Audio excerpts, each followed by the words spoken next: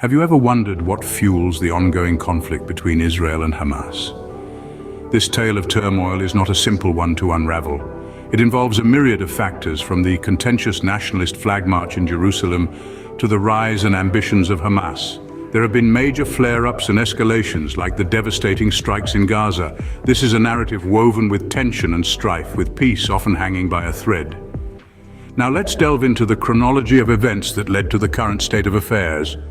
The seeds of the current conflict were sown many years ago.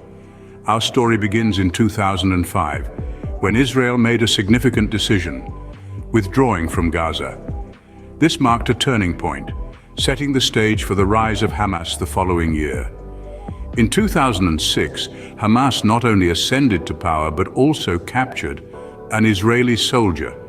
This was a critical moment, one that intensified the already strained relations between Israel and Hamas. The following year, in 2007, Hamas took control of Gaza, establishing a stronghold that has been a source of contention ever since. The years that followed were marred by conflict and violence. In 2008 and again in 2014, Israel launched military offensives in Gaza. These offensives were responses to escalating tensions and were aimed at weakening Hamas's control over Gaza. The year 2018 saw an upsurge in Palestinian protests. The people's voices grew louder, their demands more insistent. The world watched as the tension between Israel and Hamas continued to escalate. Fast forward to May of 2021, a time of intense conflict. This was a period marked by a significant escalation of hostilities, with both sides engaging in a fierce and destructive 11-day war. Now, let's turn our attention to the recent past, the years 2022 and 2023. These years have seen major flare-ups between Israel and Palestinians in Gaza, with an alarming increase in violence and death tolls. The situation has been further complicated by the rise of new militant groups in the West Bank and the ongoing nationalist flag march in Jerusalem, a move that has been met with strong opposition from Hamas. These events have shaped the current state of the conflict, but what are the main points we need to understand?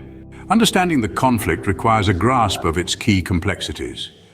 Let's take a moment to unpack the main points we've discussed so far.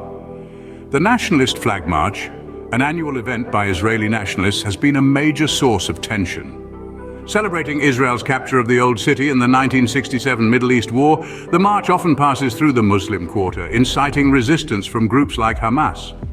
Hamas, the ruling force in Gaza, has adopted a strategic approach in this conflict.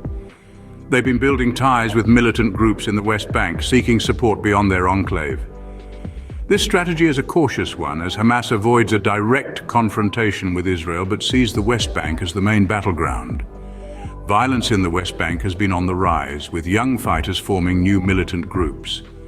This unrest, fueled by Hamas, is a challenge to Israel's new hardline government.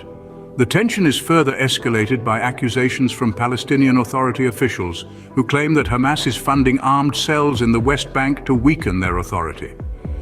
Major escalations between Israel and Palestinians in Gaza have also occurred, with airstrikes and rocket attacks marking the most serious escalations since the 11-day war in May 2021. This deadly exchange has resulted in a significant loss of life, further deepening the divide between the two sides. But what does the future hold for this persisting conflict? Predicting the future of the Israel-Hamas conflict is a challenging task. However, certain trends can potentially hint at what lies ahead.